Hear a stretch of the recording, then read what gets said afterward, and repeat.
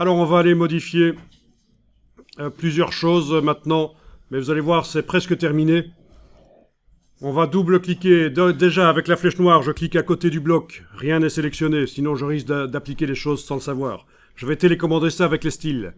Donc, j'ai cliqué à côté du bloc avec la flèche noire. Je double-clique ici sur le style. Je vais retourner sur les styles imbriqués ici. Lettrine et style imbriqué. Il va falloir indiquer que la lettrine concerne maintenant 2 caractères et non pas un seul. Comme ça, mon petit U ici va s'agrandir en principe sur 3 lignes. Voilà, parfait. Ça, c'est une première chose. Ok. Ensuite,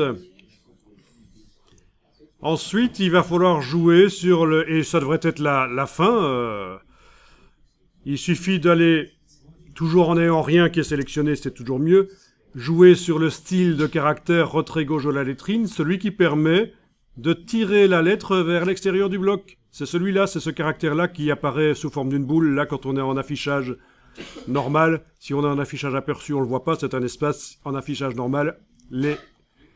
Comme on le voit ici d'ailleurs, tous les espaces sont symbolisés par une petite boule, là, comme ça, et vu que c'est un grand espace, dans une grande boule.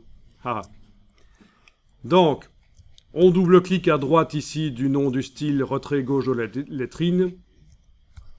On va dans format de caractère de base et on va modifier l'approche ici. Vous pouvez taper -400, -500, toujours touche tabulation une fois que vous avez tapé pour valider ce que vous avez mis. Qu'est-ce que je suis en train d'écrire là? N'importe quoi. Mon gaillard, tu files du mauvais coton. Ah. Ok, ça ne veut plus le faire. Je pense que parfois, il y a des petites choses bizarres qui se passent dans mon InDesign parce que j'ai des fonctionnalités japonaises qui sont installées, alors parfois ça écrit les choses à l'envers. Ok, -400. Touche tabulation, et voilà.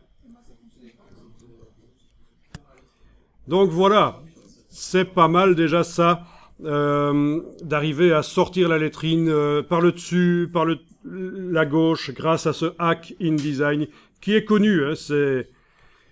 Alors, par rapport à certains logiciels, notamment Word, InDesign, il y a certaines faiblesses, notamment ça. Voilà. Mais on y arrive. On y arrive. Vous enregistrez le document.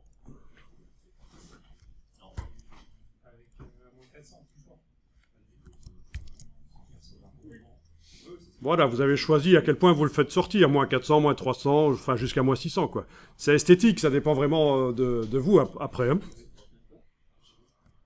Et ce qui est bien, c'est que c'est inscrit dans un style.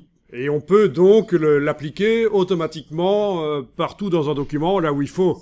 Parce que bon, s'il fallait faire ça juste sur un paragraphe, il y a d'autres solutions plus rapides.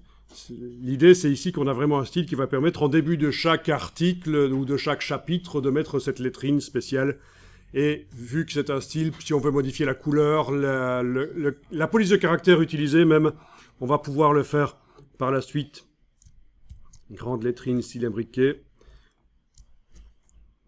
Format de caractère de base. Famille de police.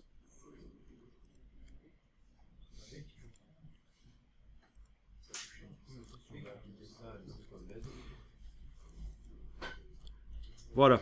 Donc, vous voyez que là, je suis en train de modifier le style de caractère grande lettrine, style imbriqué.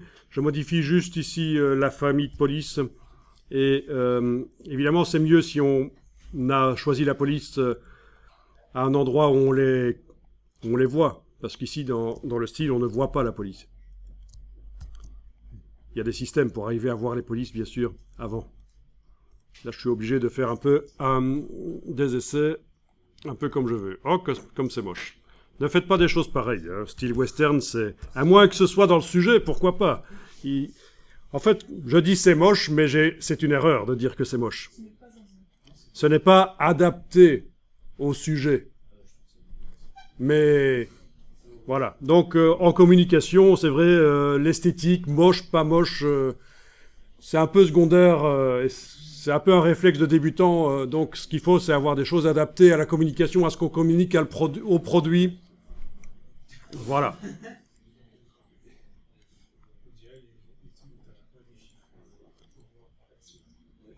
Bien, parfait.